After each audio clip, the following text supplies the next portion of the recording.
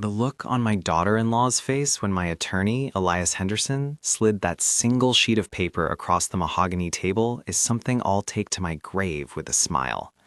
Jessica's jaw didn't just drop, it practically hit the floor, her expensive French manicure digging into the leather armrest of her chair until her knuckles turned white.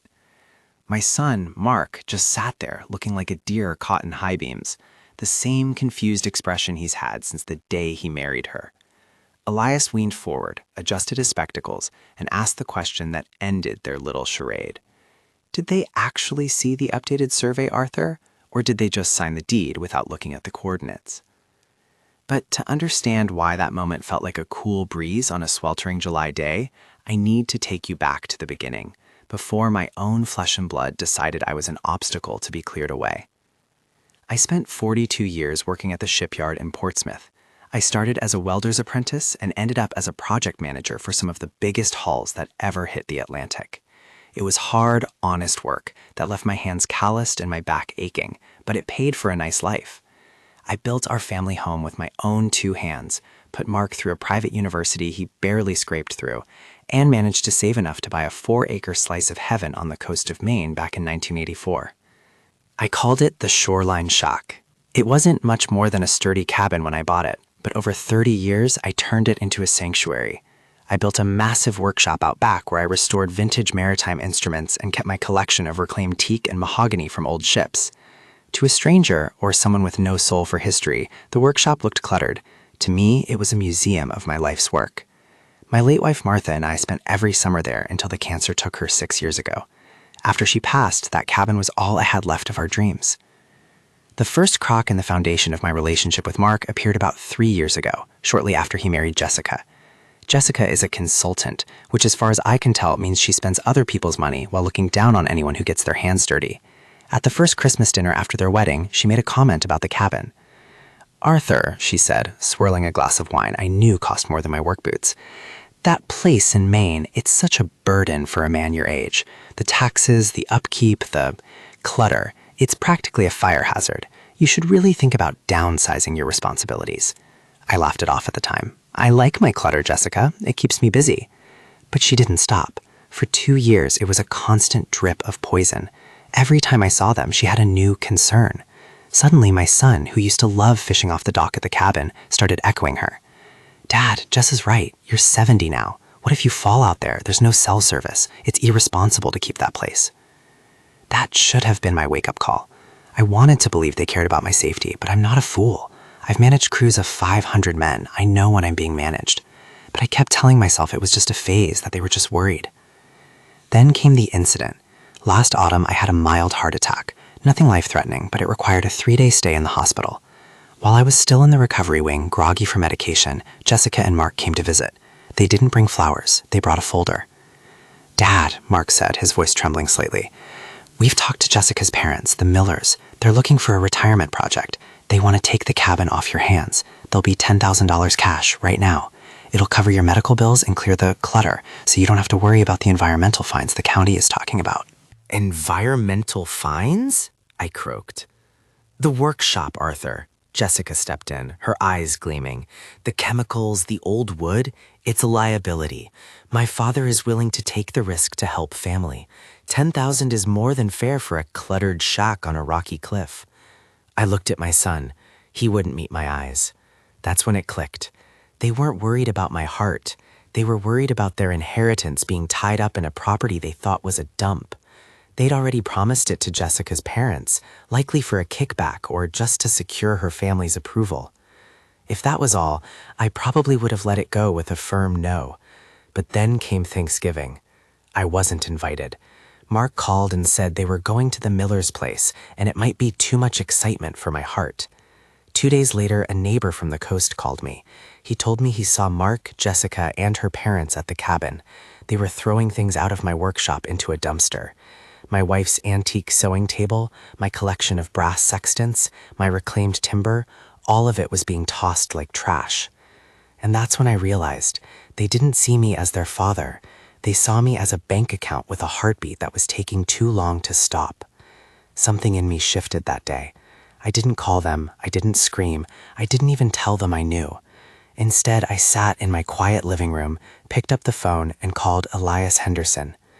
"Elias," I said, "I need to sell the cabin to my son's in-laws for $10,000, but I need you to draft the deed with a very specific set of parameters.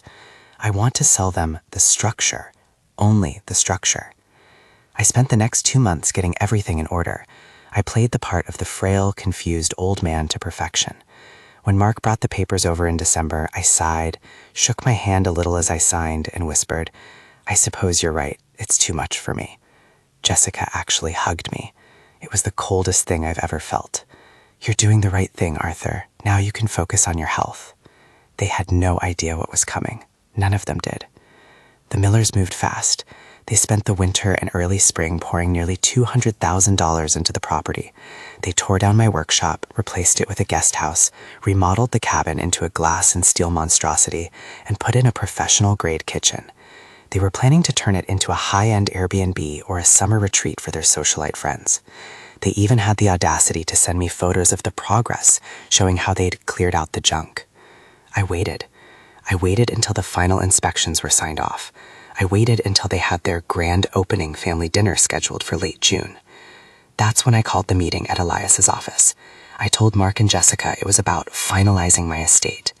They showed up looking smug, probably expecting me to hand over the keys to my house next. Jessica's parents were there too, looking like they just won the lottery. The room was silent as Elias laid out the documents. He took a slow sip of water, looked at Jessica's father, Mr. Miller, and said, "So I understand the renovations on the shoreline shock are complete. Quite an investment, about $250,000 all told." "Every penny worth it," Mr. Miller bragged. "That land is worth millions now." Elias smiled. It wasn't a friendly smile. "The land, Mr. Miller? That's where we have a bit of a discrepancy." He slid the survey across the table. "You see," Elias continued, "when Arthur signed the deed for $10,000, he sold you the residential structure known as the cabin. However, 3 weeks prior to that sale, Arthur filed a boundary line adjustment and a legal subdivision of the lot. He sold you the house, yes, but the house is currently sitting on a newly created Parcel B, which consists of exactly 5 feet of land around the perimeter of the foundation." Jessica laughed, a nervous, high-pitched sound. "What are you talking about? He sold us the property." "No," I said, my voice calm and steady for the first time in months. "I sold you the cluttered shack. That's what you said it was, just a liability. So I kept the rest. The 4 acres of beachfront, the access road, and the meadow, that's Parcel A, and I still own it." The color drained from Mr. Miller's face. "But we have to cross that land to get to the house. There's no other way in." "Exactly," Elias said. "And since there was no easement granted in the deed you were so eager to sign without a lawyer of your own, you are currently landlocked. You have no legal right to drive across Arthur's land. You have no legal right to run utilities across his land. In fact, the new septic system you installed, it's 60% on Arthur's property. That's a trespass." "You can't do this," Mark shouted, standing up. "Dad, we're family." "Family?" I stood up slowly, leaning on my cane for effect, though I didn't really need it that day. "Family doesn't go into a man's sanctuary while he's in a hospital bed and throw his life's work into a dumpster. Family doesn't plot to steal a property worth $2 million for $10,000 because they think the old man is too stupid to notice." I leaned over the table, looking Jessica right in the eye. Her smirk was gone, replaced by a look of sheer, unadulterated terror. "I've already signed a lease agreement with the state of Maine," I said. "They've been looking for a spot for a public coastal conservancy and a bird sanctuary for years. I'm giving them a 99-year lease on Parcel A for $1 a year. The public will have full access to the beach, but the lease has a very specific clause: no private vehicles are allowed on the access road. And since your shock is surrounded by protected wetlands in my land, you now own a $250,000 glass box that you can only reach by helicopter or a 3-mile hike through the woods." "You're ruining us," Jessica screamed. "My parents put their retirement into that house." "Then I guess they should have looked at the coordinates," I said quietly. The room erupted into chaos. Mr. Miller was shouting at Mark, Mark was pleading with me, and Jessica was hysterical. I simply nodded to Elias, picked up my hat, and walked out. The aftermath was a slow-motion wreck for them. Because the house was landlocked and the utilities were trespassing on what was now a state-protected leasehold, the county revoked their occupancy permit. The Millers tried to sue, but the deed was ironclad. They'd been so arrogant, so sure they were swindling a confused old man, that they hadn't bothered with a title search or a survey of their own. They just wanted the deal.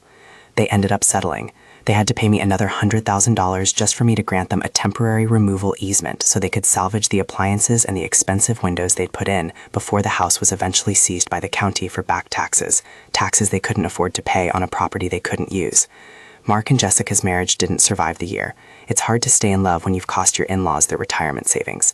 Mark tried to come crawling back, talking about misunderstandings and forgiveness.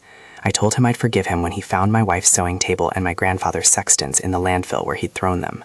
I live in a comfortable condo overlooking the harbor now. My heart is doing just fine, better than it has in years, actually.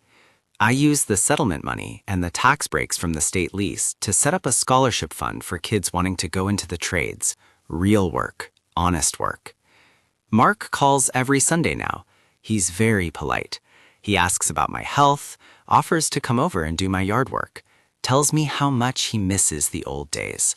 I listen, I'm polite back, and then I hang up and go about my day. It's funny how much more respectful people become when they realize you're not just a cluttered old man, but the man who owns the road they're walking on. I have my dignity, I have my peace, and most importantly, I have the view. And it didn't cost me nearly as much as it cost them.